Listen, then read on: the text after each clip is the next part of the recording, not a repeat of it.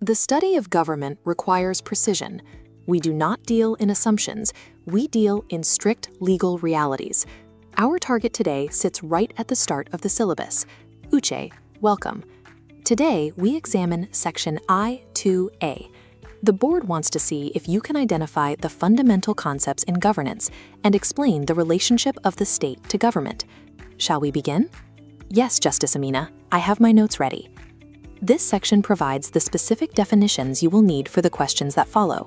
Without this clarity, the higher-level concepts of the state and government become impossible to differentiate. Many people think power and authority are the same. They are not. Do not let that error catch you off guard. At its core, power is raw physical force. It is the muscle required to compel someone to act, whether they want to or not. Authority, conversely, is a piece of paper. It is the formal legal right that permits an individual or institution to deploy that physical force. The layman views these concepts as overlapping.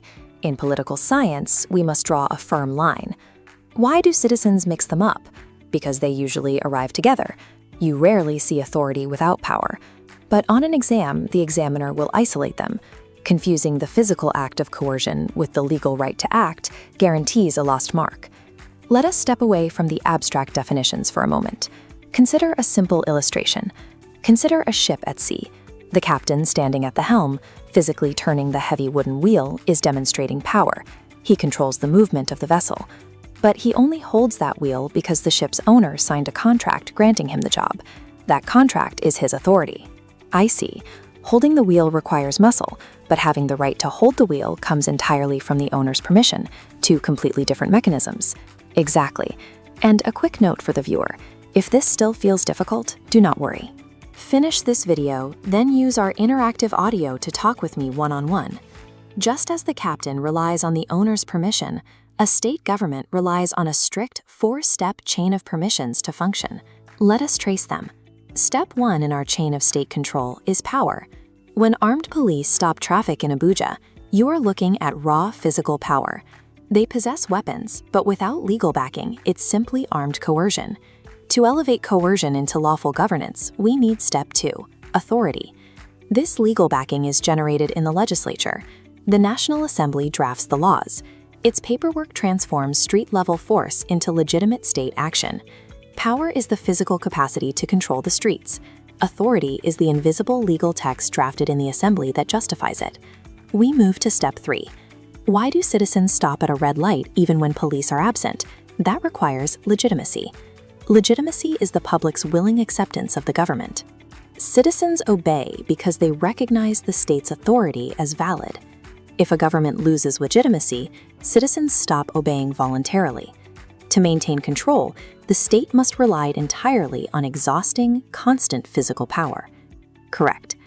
Now we zoom out from domestic politics to the global stage for our highest level, sovereignty. Our Abuja traffic laws apply strictly within our borders. No foreign nation or external body can come into Nigeria and alter those rules. Sovereignty represents the absolute, supreme, and unrestrained authority over a defined geographic territory. The chain is complete. Brute force is power. That force is legalized into authority. It is accepted by the masses as legitimacy, and it is made globally supreme through sovereignty. Now we apply this framework to the exam. Let's look at a question that traps students. This is question 1 from the 1999 JAMB past paper. Read it carefully. Authority refers to the options A, B, and D appear nearly identical. Might to secure compliance, power to exercise might, ability to compel.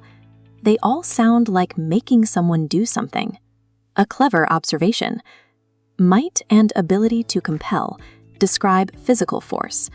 Those define power, separate from authority. Focus on option C. Mandate is the legal synonym for a granted right. It describes paperwork, not muscle. Passing requires strict vocabulary isolation. Hunt for words indicating legal rights when asked about authority, and hunt for force when asked about power. The examiner hopes you pick option D because it looks right, but the law says otherwise.